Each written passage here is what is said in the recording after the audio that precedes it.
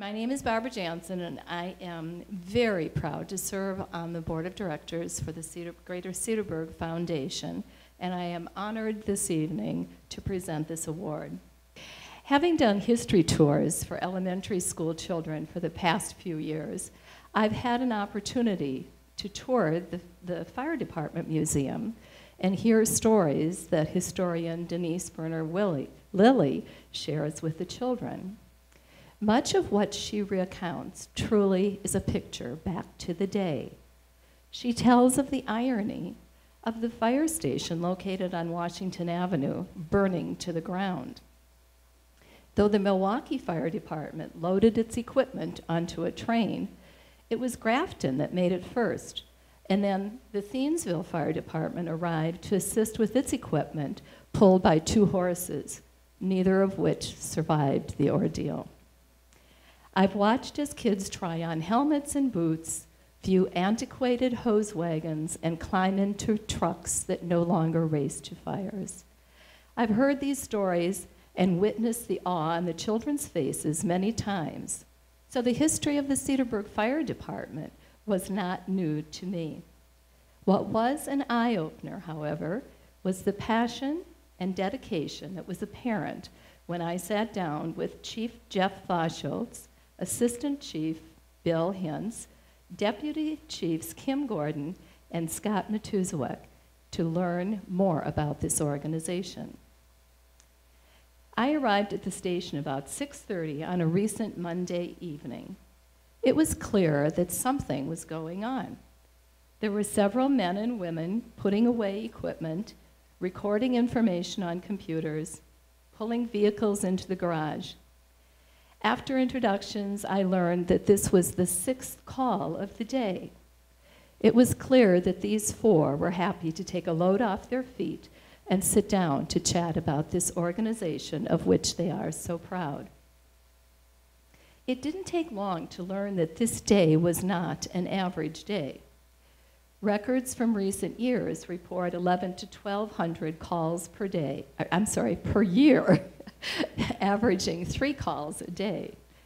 Serving both the town and the city of Cedarburg, these tireless volunteer firefighters and EMs serve the residents of a 33-square-mile area. Ranked in the top 3% of volunteer city departments in the nation, local homeowners are provided with excellent insurance rates. The 65 active members, 19 of whom are female, do on-call duty a week at a time, from 6 o'clock at night till 6 in the morning, from Monday through Friday. On Friday night, they start serving from 6 o'clock at night till 6 o'clock Monday morning. They serve 1 week out of each 3. In talking with Jeff, Kim, Bill, and Scott, it was apparent that this schedule determined their family vacations, family birthday parties, etc. As you can imagine, holidays, family birthday parties, school conferences, sporting and social events, all have been interrupted by a pager beckoning support. The pride of ownership of a state-of-the-art facility, equipment, training, and staff shone through early in on our conversation. The fact that this group is fiscally independent with no mortgage on the buildings, equipment paid off, and a yearly budget of close to $300,000 is surely something to be proud of. The 125 passive or honorary members make sure that they do their part to help generate funds through their efforts at Maxwell Street Days. This is the 50th year that this fundraiser has been in existence. The 680 plus spots bring not only revenue to the department, but thousands of people into our community to support local businesses. Fireman's Park, home to Maxwell Street Days, once hosted harness horse racing, motorcycle and stock car races, and the Cedarburg High School football team. It is also home to the annual Ozaukee County Fair.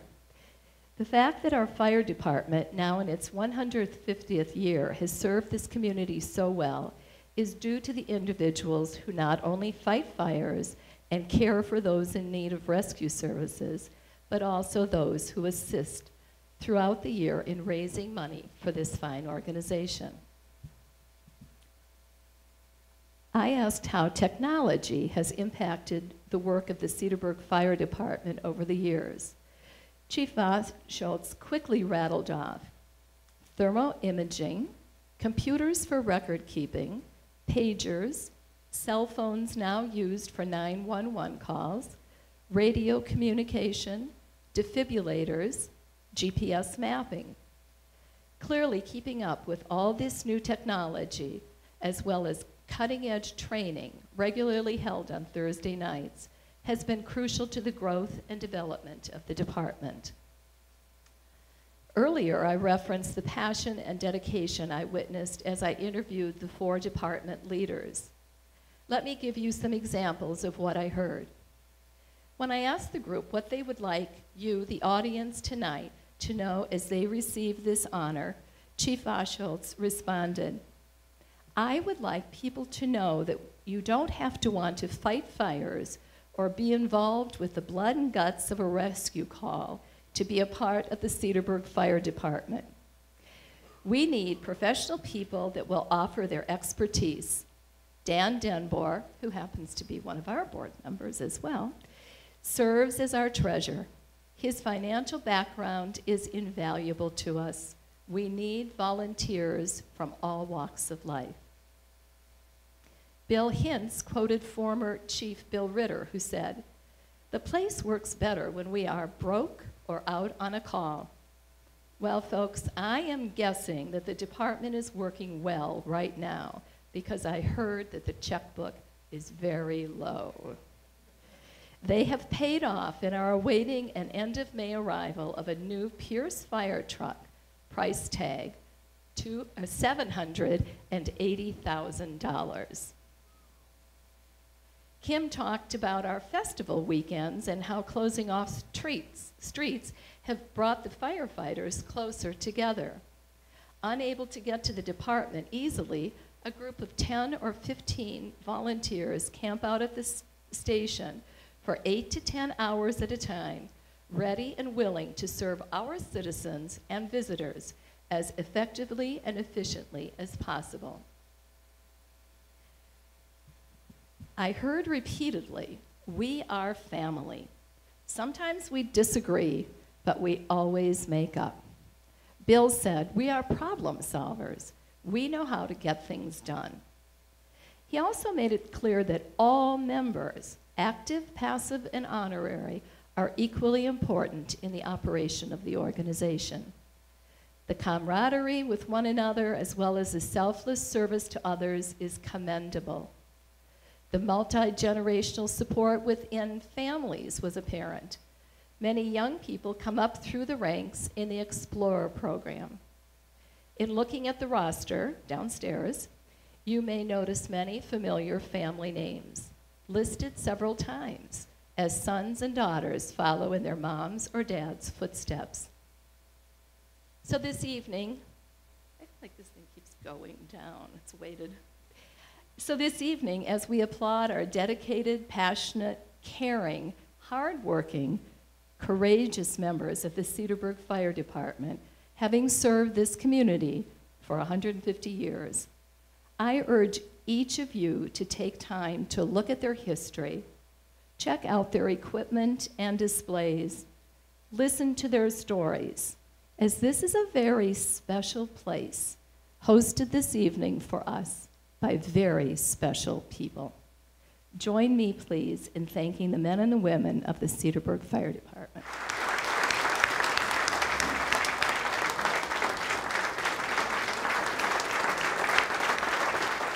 Well, Chief, congratulations to you and the entire organization.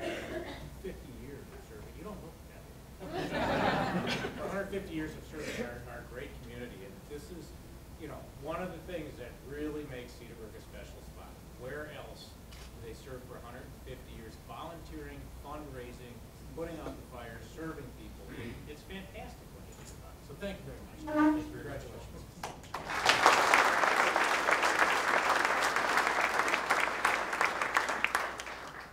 First off, it's very humbling to be honored to represent all of the men and women that you see standing behind you this evening, the men and women that could not be here this evening, and the men and the women that have come before us for the last 150 years. And by looking at the board downstairs, there's just a ton of them. Our membership through the years has been extraordinary. When Barb talked to me and asked if I would like to say a few words this evening, and I said absolutely, my other chief said, she said a few words, not a book on tape like we've done in the past. And they told me there would be a hook on the side in case I get too wordy, that I would slip out the side real quick. But again, it's the men and the women that you see here. It's the men and the women in the blue coats, the white shirts, that deserve all of the praise, like I said, and the ones that could not be here with us this evening. And my wife is pointing, and the spouses. Without the spouses and our significant others, we would not be able to do what we do.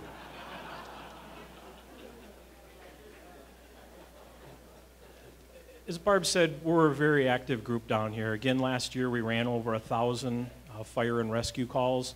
That's missed dinners, missed birthday parties, missed family events, Christmas.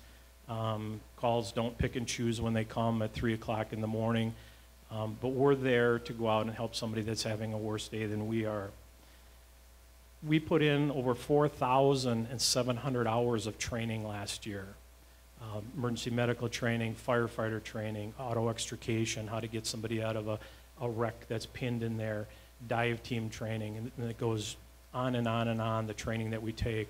Barb alluded to the equipment that we have. The equipment is only as good as the people that know how to use it. We can have a defibrillator sitting in the ambulance, but if members aren't trained to use that properly, it's not going to save a life. So the training, 4,700 hours of training that our members are putting in to support our community is unfathomable. And again, there is no monetary compensation for that. It's because of their love for the organization and what they want to do for the community.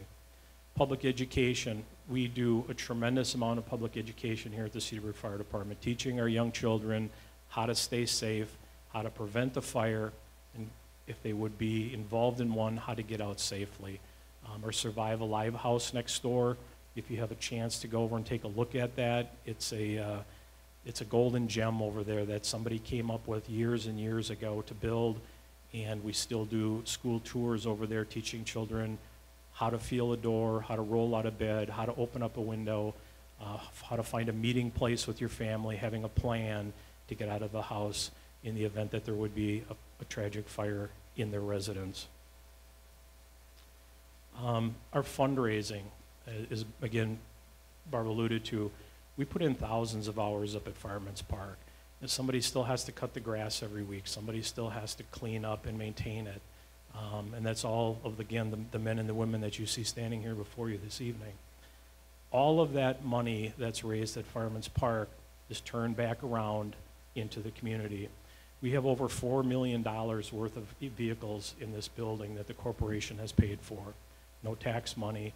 It's all frying hamburgers, frying brats, selling beer, selling soda up at Fireman's Park, and selling the spots up there for our vendors to sell their wares from Axel Street days. Again, working up at County Fair, running the bar during County Fair, Cedarburg Raceway Revisited. All of those things go back into the community. We, like all of the other civic organizations in the community, also try to give back in other ways. When the library needed some funds, one of the stops was the Cedarburg Fire Department. We've actually donated to both the old and the new library. The swimming pool, we purchased some play equipment for City Park downtown. When the Boy Scout house needed to be fixed many, many years ago, one of the stops was at the Cedarburg Fire Department, and again, we contributed to that. The lights at the high school football field, and the list goes on. So not only do we take our funds that we raise and roll them back into our organization to keep us moving forward, we also, again, try to be good stewards in the community and give back to the community.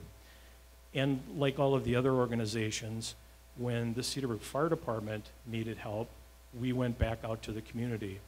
As Barb alluded to, we were the first in the county to purchase thermal imaging cameras.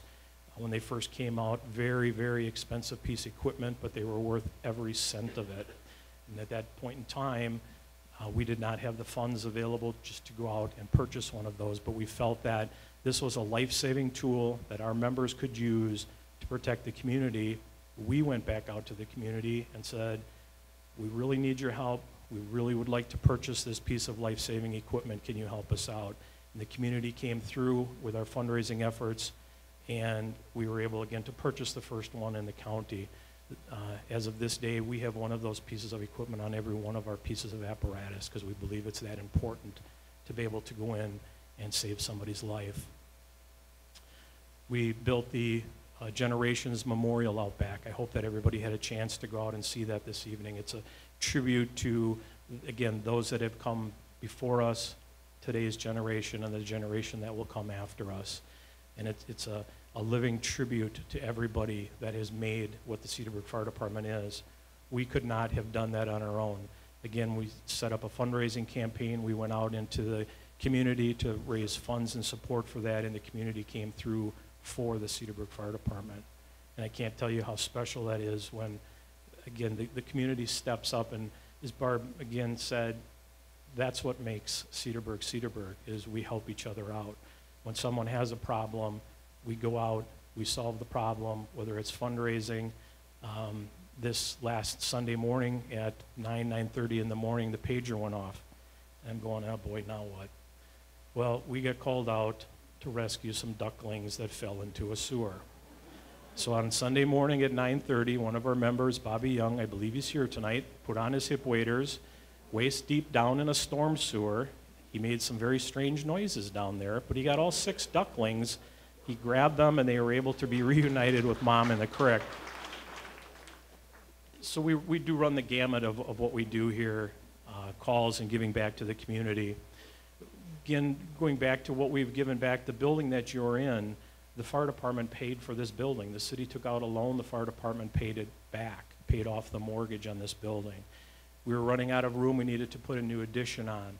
The fire department paid for that addition, not the taxpayers. Again, it's all the fundraising that takes place up at Fireman's Park.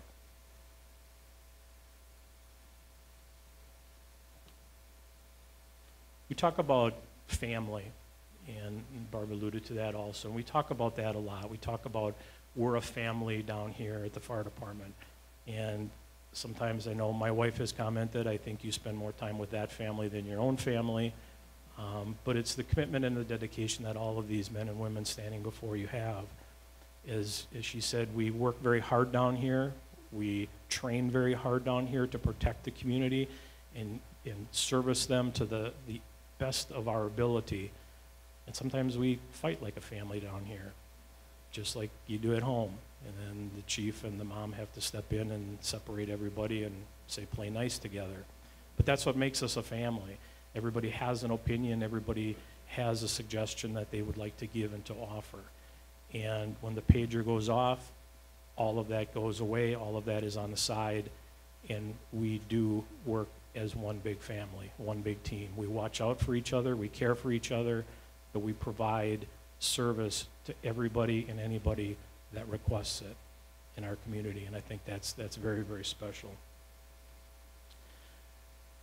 In closing this evening again, I'm very humbled and honored to stand before you to accept this award from such a great organization as the Greater Cedarburg Foundation, but I accept this award on behalf of all of the men and women that you see standing here. Again, the ones that have come through before us, the ones that could not be here tonight with us, and the ones that will come after us. Thank you very much.